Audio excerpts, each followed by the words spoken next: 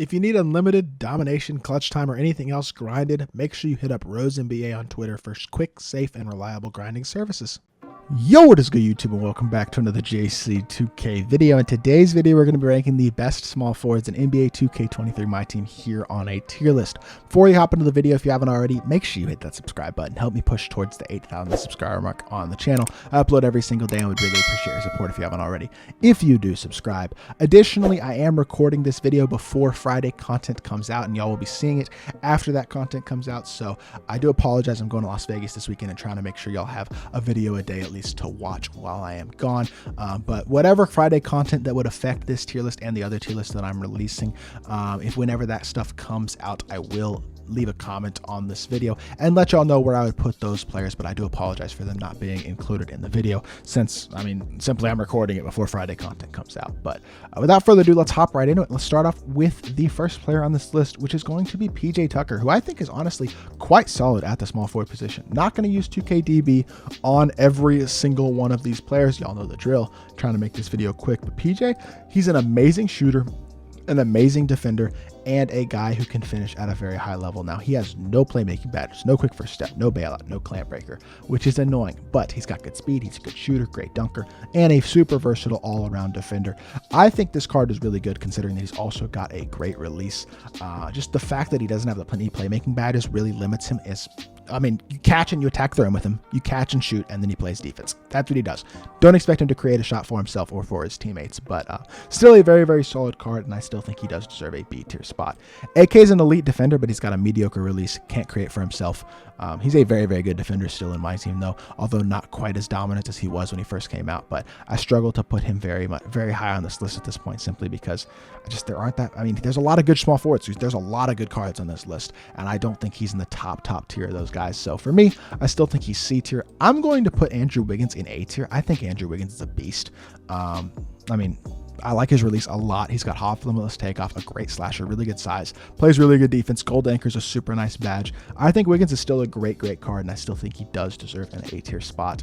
I'm going to put Ben Simmons in B tier. Ben is an interesting card to me because he can't shoot, but he is a dominant defender and a dominant slasher. And the fact that he can't shoot the ball hurts. But I've actually seen this card used relatively competitively and relatively effectively, which is very, very nice to see. His slashing is just so valuable. If you can surround him with all shooters, he becomes a little bit less of a liability if you just use him as a screener or a guy who catches and immediately attacks the rim on the offensive end of the court. And his defense is right up there with the best defense of any card in the game in terms of his versatility, guarding 1 through 5, being an on-ball defender, off-the-ball defender, playing lanes, all those things. This Ben Simmons card does a ton of things well, and if he could shoot, look out, because he'd be one of the best small forwards in the game. But I'm still going to put him in that B tier. Another guy that I'm considering, honestly, I think Carmelo's better at the power forward position, even though he is short at power forward. It's just because he doesn't play defense, and that hurts. He's got an incredible release, and he's a very, very good shot creator, but he doesn't play defense, and that hurts him a lot at small forward, which is really small forward. I feel like is that main position that you want most of the time your lock is going to come from, or at least your secondary defender, and Carmelo just doesn't give you that, and that hurts him a lot because I really do think he's a very solid card. I just wish he could defend better because, it makes it tough for me to put him high. Maybe he's B tier, I don't know, but for now we're going to put him in the C tier. Chuck Person is D tier. This card just isn't good, to be completely honest. If you grinded for him from Takeover, he's great. That's great, but he's not worth using, to be completely honest. Just not a very good card. I think a pretty easy D tier. A guy who's actually really underrated is Danny Manning. He's great at small forward or power forward, an elite rebounder, a really good interior defender, great size at 6'10", super good slasher, can knock down the open shot at a consistent level. Just a really good glue guy. Honestly, he's probably better at power forward even than small forward, but I think he's one of the better small forwards that kind of gets overlooked in the game right now, and I think he honestly is an A tier type of guy. Another guy who is borderline, honestly, is Dennis Rodman. He's a great defender, which is super, super nice. One of the most versatile defenders in the game with 90+ on every single defensive stat. And he can knock down the open shot at a high level with a release that honestly surprises me. I did gameplay with him if y'all want to check that out, as well as gameplay with a lot of these other cards if y'all want to check those out to see how these cards play. But I think Rodman's honestly very good and honestly very underrated because he's an incredible defender, will knock down his open shots with a smooth release and a very good slasher as well. So he might even be A tier, to be honest. I'm going to put him in the A tier. I think Rodman's a top he's a top 10 small forward in my opinion. Like, I think he's really, really good. I think A tier is fair. Draymond Green is a horrible release, but he does everything else in the basketball court at a very high level. He even moves well, but the release is just so slow. He's got his release, which honestly already isn't that fast of a release, but then he's got it on slow, which is super annoying. So it kills the card, man. You need a good release, and he has one of the worst on this list for sure. So for me, it's tough for me to put him higher than C tier. Another guy who probably deserves, we don't have the depth. I mean, I don't feel like we have the bad cards in this list that we kind of have at other positions. So it's hard for me to put Franz Wagner.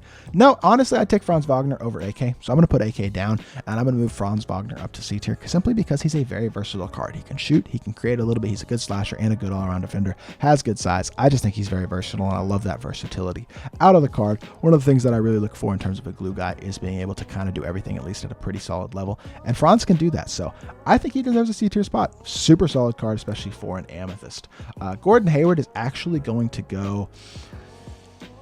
This is tough. I think Gordon Hayward is a card that I've overlooked a lot in my team, but I'm going to put him in the A tier at this point. I've considered briefly putting him in S tier. I'll say that, to be completely honest, because he has an amazing release. He's a good dunker. He's a very good defender. He is an incredibly underrated card. Really, really good card in my team, and I think he truly does deserve an A tier spot for sure. Borderline even S tier. James Worthy is going to go S tier, though. Normal fade, 6'9", money release, great all-around defender, great slasher, really versatile, really, really good. Love myself some James Worthy, and I think he's S tier. Jason Tatum's going to go B tier for me. Knockdown release, solid defender, solid slasher, solid size, just not elite at this point outside of shooting the ball. I think he's better than Carmelo, and I think he's borderline A tier, but for me, I feel like I kind of got to put him B tier at this point. And then Jeremy Grant is going to go...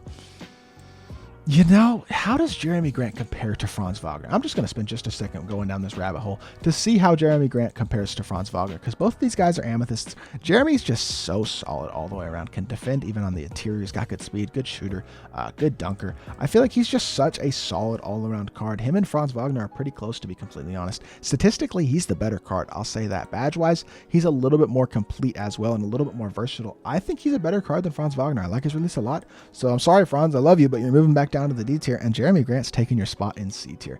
I like Jeremy Grant a lot as a moments card. Hope y'all got this card because he's going to be a limited beast for a long time, even if he doesn't make your main lineup. Jimmy Butler's going to go S tier. Jimmy's better at the shooting guard position in my opinion, but even at small forward, he's a great card. Incredible defender, which is really the key with him. Normal fade as well. Pretty money release, even if it is a tiny bit slow. I think Jimmy's an absolute beast still in my team. Even at the small forward position, like I think he's the best shooting guard in the game probably, but at the small forward position, he's still incredible, and I do think he deserves an S tier spot. Kawhi's going to go C tier. Average release, not nearly as good of a defender as people are used to with Kawhi. Obviously, he's an incredible perimeter defender, but his interior defense really is not that great, and he's not an elite slasher. He doesn't move very well. He's just not to the level of the Kawhis that we've seen the last few years, to be honest. So I think he's got to go C tier. I just think that's the fair spot for Kawhi. KD is going to go, oh man. People, y'all aren't going to like this, but I'm putting KD A tier. I'm sorry. I don't think he's a top 5 small forward. Damn, I lied. I'm putting him in the S tier. I'll still put him in the S tier. I don't think he's a top 5 small forward. I really do agree with that. But I forget we have a Tim Thomas tier. So we're going to put 5 guys in S tier still, and I think KD's going to be that 5th guy. Very solid release, great size, good dunker, good defender, just versatile and good. But I don't think he's incredibly elite. Like, his release isn't next level amazing this year. He's not a next level amazing slasher or a next level amazing defender. So a very, very good card, but I don't think he really is anywhere over the edge in any of those specific areas. So for me, I still think while he's borderline S tier, and I am going to put him in that S tier, I don't love the card. Kyle Kuzma is A tier simply because he's got one of the best releases, if not the best release in the game, period. He's a capable defender, doesn't have great badges, doesn't move great, but he does have normal fade, and he's got legitimately probably the best release in the game. He's like Carmelo, except better stats and badges wise and better release wise. I mean, Kuzma's release is ridiculous, and it is so good that it puts him in the A tier, despite the fact that stats and badges wise, he's probably a C tier card. We're going to put Larry Johnson B tier. Hoff bully, good size, good player build in terms of his wideness especially. Good slasher, good shooter, good defender. He's just good. He's not amazing, but he's good. I think he does a lot of things well, and I think he deserves a B tier spot for sure. LeBron is going to go S tier easily. LeBron is, in my opinion, the second best small forward in the game. I think he's a monster. He does a ton of things super well on the basketball courts, and I think he's a top tier guy. I mean, amazing card. Improved release this year as well. Obviously an incredible slasher and defender. LeBron's an absolute GOAT, just like he is in real life, and he's an S tier guy to me. MPJ is going to go in the B tier at small forward. I think he's a little better at small forward than power forward because he's not a great interior defender, but he's a good perimeter defender. He shoots the ball well. He's a decent slasher. Doesn't move great, which is annoying, but he's got great size at 6'10". Not quite to the level of a guy like Danny Manning, I feel like, especially with the interior ability, but I do think he's a very solid card still and does deserve a spot somewhere around the B tier. Speaking of B tier, that's probably where Mikal Bridges slots in as well. A decent but not incredible release. Mikal, he has good speed, very good defender all the way around, which is super nice. Great defensive badges, solid shooting badges, okay playmaking and finishing badges as well. Can dunk the ball decently. Doesn't move very well, but he does have a solid release. Great defender. I mean, he's a very solid card, but I don't think he's next level amazing again, which I know I've said several times, but I think he's a B tier type of guy.